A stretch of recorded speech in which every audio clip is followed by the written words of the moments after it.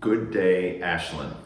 I spent time many years ago visiting Ashland, and I have fond memories of the city, but I have fond memories of the entire state.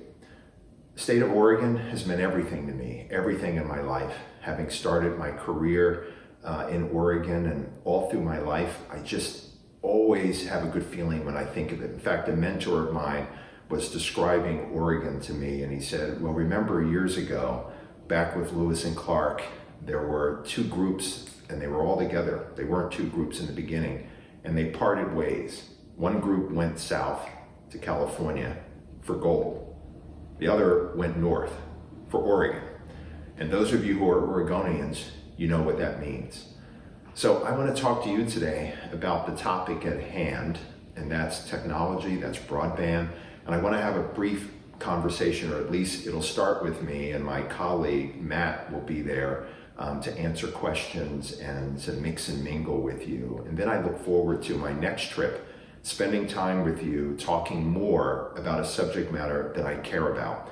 Now, part of this, I'm going to talk about technology and broadband, but you're going to hear me tell some stories. I'm going to talk about people. And when it's all said and done, it's going to be two really important things.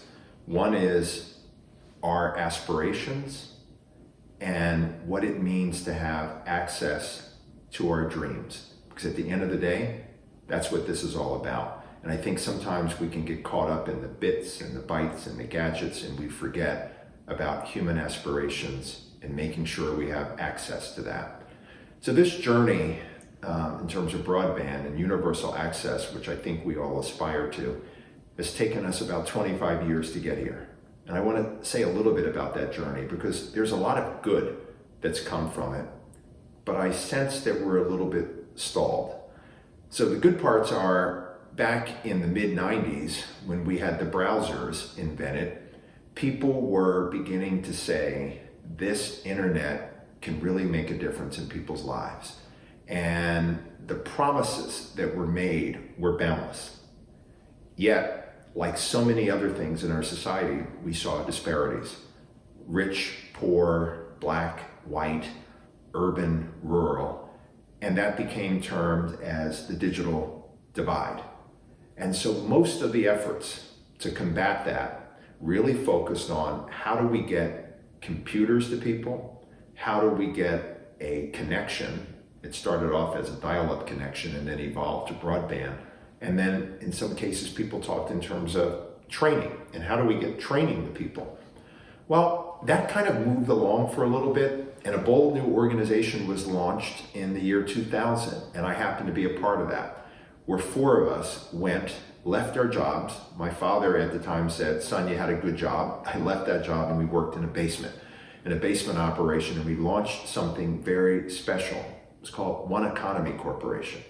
Why did we call it One Economy? It was relevant then, and it's probably even more relevant today. We called it One Economy because there really is one economy. There's one national economy, one global economy, and everybody needs access to that economy. And so with that boldness in mind and a little tiny bit of money in our pocket, we launched a movement. Now, flashing back to the year 2000, there was something else that was going on. All of the money, from the Gates Foundation to others, were dedicated to libraries and to centers. And people looked at me. In fact, at one point I was called the anti-library guy, and I said, I love libraries. I grew up going to the library, and I felt that those were important places. But our mantra was the most important place to have access to the internet was in the home. So everything we did was focused on how do we get the home. Now, why is the home so important? The home was important then in the year 2000, and it's ever more important today. It's the only place for 24/7 comfortable access. You're not in somebody's parking garage. You're not in the parking lot at McDonald's, but you're actually in the comfort and convenience of your home. But the home also represents something else. It's an essential place of your culture and where you feel comfort in adopting new forms of technology and new forms of learning. And so we felt it was all about the home. Flash forward, we connected tens of thousands of individuals. We focused on bringing what we refer to as content, the digital content, in multiple languages at different literacy levels. And we also did an extensive amount of training, particularly utilizing the power and the cultural bridge that young people offer. And so we were able to have countless hours of young individuals that we called the digital connectors, training people like me that didn't know how to turn on the computer, but I could call for a young person and say, Dave, help me out. Help me turn on my computer and help me with all of my problems. And so that was the story of One Economy. And we left that organization after a decade because we felt we were in a good place. There were companies that were emerging, like Comcast with Internet Essentials. And there were other opportunities from AT&T and other entities that were pouring dollars into what was called broadband adoption. Okay, but let's flash forward again 10 more years. And where are we? Well, in some places, we're still having a digital divide conversation. And in other places, we are convincing ourselves that the problems have pretty much been solved and we've taken a laissez-faire approach. Well, I would say neither of those really hit the mark, because what's needed now is a refocusing on not really about just having access. I'm aware that there are some amazing things that you're doing in Ashland, and you've created a network and you've gone really far in helping to get broadband into people's hands. But we are still not asking deeper, tougher questions, the questions that often aren't seen. The question is, how do we maximize the technology for people and with people? And I'm going to explain a little bit more about it because my speech is entitled Digital Advancement, and I want to explain a little bit about what that is. And so if we allow ourselves to view broadband and broadband access only through the lens of a divide, it leads us to what we witnessed with the tragedy of COVID. People scurrying around, trying to get laptops into the hands of students, giving them maybe 6 months at best free internet or reduced internet, and you're on your own, as though that has solved the problem. And we're only thinking about the digital divide from the problem side of our brain, and we're failing to utilize how do we maximize the real opportunities that are here. So let's go further. Imagine what it would be like if you closed your eyes and you said, I'm never going to say digital divide, and I'm only going to say digital advancement. To advance what? To advance people's quality of life and standard of living, to lift the human spirit, to lift the human condition. Technology has proven itself in so many different parts of the world. Take a look at the nation of India. One could argue that India chose consciously not to just focus on the divide aspects, but to really focus on how they were going to lift the standard of living for their citizens who were in poverty. They went to a digital technology economy, and the results have been unbelievable. They're one of the most robust economies in the world. They train people with STEM. They produce the most engineers in the world. And they are basically the back office for so many companies around the globe. India gets it, and they're just putting more energy and more investment. The question is, does America get it? Does Oregon get it? I believe Ashland gets it. So now the question is, how do we make digital advancement real? How do we take that terminology and turn it into a real opportunity? Well, the first part is just overcoming and getting out of our own way with the rhetoric and the mindset. The mindset needs to expand, and it needs to focus on what do we want to be intentional about. Let me go further. It's too easy to talk about inputs and outputs and never get to outcomes. The fundamental question is, do we know what outcomes we're trying to get from all of this work? It's not an outcome to merely talk about how many people connected and how many hours of training. And if that's where people are, I urge you to advance your thinking beyond that. Outcomes would be how people are doing in school, what's happening with math and science proficiency. Are people choosing careers along a wide spectrum of career options in technology? Those would be outcomes. But here are some more. How about helping people age in place longer? We know we get better health outcomes when people feel good about themselves, and we know that people feel good about themselves in a comparative sense if they can be at home rather than in a collective facility. And we also know that it saves the state money and it saves the federal government money because it costs so much, and states can't print money, last I saw. And so if you look at what happens with Medicaid and Medicare, it's a difference maker.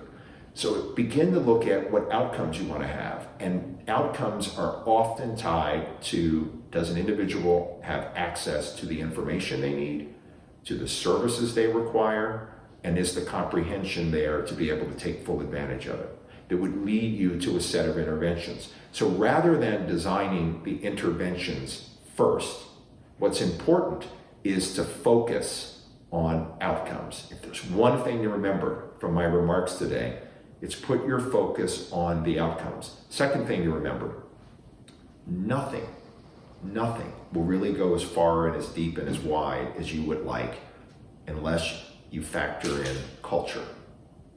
You know, there's a reason why people, and we often look at low-income people sometimes as those we want to help, rather than those we should listen to. And low-income populations speak very loudly, very often through a cultural lens. But too frequently, we take good-intentioned social programs and there's a mismatch with culture. Why is culture important? Because it leads to meaningful adoption, meaning people will use it and they won't just have it sitting on a shelf and just be a mere program. And so the cultural lens is important. And I often joke, think about here in Oregon, we have Nike. A lot of people choose Nike because it's iconic culturally. It's not something that you are mandating and forcing people to buy. Why is it so difficult sometimes we come up with what we think are great programs only to find that they're not used, or we need outreach workers to help people be able to take advantage of those programs? Outcomes, culture, and then something else really important, aspiration. You cannot get a person leaning in unless you factor in what they aspire to. And I'm fond of saying low-income people have the same aspirations that all of us have. They just have a little less money in their checking account. So when we're thinking about designing initiatives, we need to factor that in.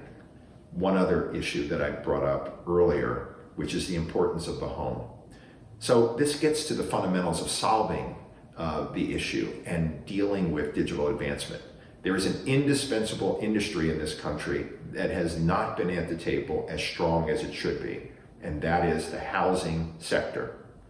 The housing sector is made up of financial organizations like banks, community development organizations, community development financial institutions, others who take advantage of Community Reinvestment Act opportunities. And I've often wondered, why do we think it's only a conversation that should involve people who care with the telecommunications industry? The telecommunications industry is important, but an indispensable industry that should be at the table solving problems is the housing industry.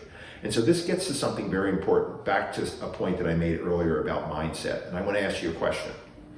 Why in the year 2021 do we not consider affordable broadband as essential infrastructure in the home? I just ask you that. Think about how preposterous this is. Housing has always adopted new forms of technology. Case in point, plumbing used to be outdoors. When plumbing became something that was viable indoors, it became part of the code. It became mandated in the home. You don't ask somebody now, oh, I'm going to build a home, but you better figure out how you're going to get plumbing to people. We don't do that with heating. We don't do that with cooling in certain environments. We've never done that. And so once we make it part of essential infrastructure and the wheels of government adopt that. So we've got policy positions at Century Tech where we call it the digital mandate. Every time a developer, whether they are for-profit or nonprofit, wants to build, they should be making a provision to make sure this is essential infrastructure. We have it in our power to do that. Ashland can do it. The state of Oregon ought to pass a rule to make that happen, whether it's an executive order or a law. Yes, people will line up and say you're adding costs, but when we are spending what we're spending on affordable housing, how is it that we would deprive somebody of that opportunity? And so that's one of the most important policy measures that we have in our organization in terms of digital advancement. But we have others. We've created some tools to make it easier for you. Later this year, we're announcing a digital advancement index tool that we're going to share with you so that you can look at where your locale ranks and be able to figure out and help you figure out a strategy for how you can advance your efforts. All of this is the adoption of the idea that our work is never done. I'm going to share a story with you before I wrap up, because time goes so quickly, and I promise to keep my remarks contained. When I was growing up, and I can't help but make references to my family because that's part of my culture and our home. And we had something way back, and I'm going to date myself, that some of the younger people in the audience probably have vaguely heard of, and they were called encyclopedias. And no, it wasn't Wikipedia. These were leather-bound documents, books, that you would sit at the kitchen table and read. And my parents got those for me and my siblings, and it's because they wanted us to have access to information all over the world. Little would they have imagined that we would live in a world where that was one click away. And you know why that was also important? Because I was in a school where people were actively trying to keep that information away from me and my siblings for the sheer fact because we were Black. They didn't want us to have access to the whole world. They were blocking us. And unfortunately, in the world we live in, that happens to people for whatever the reasons are. The beauty of having that in-home access is no matter who's bullying you at school, no matter who's trying to get in your way, you have a device that every time you turn it on, it's going to say yes. It's going to open up access to that information. That's something that I'll never forget. It's a click away. It's a click away for you to have digital advancement in Ashland, in Oregon. You can be a beacon for the rest of the state. I urge you to look for ways to get away from the old digital divide and move to where the present actually is and reimagine the future, which is advancing the human condition, keeping in mind aspirations. I know it's not the easiest route. I know it's the road less traveled by, but it will make all of the difference. I am thrilled to be able to spend this time with you, and I just regret that it's not face-to-face. I look forward to the day that happens when I can return to my beloved state of Oregon. Thank you so much.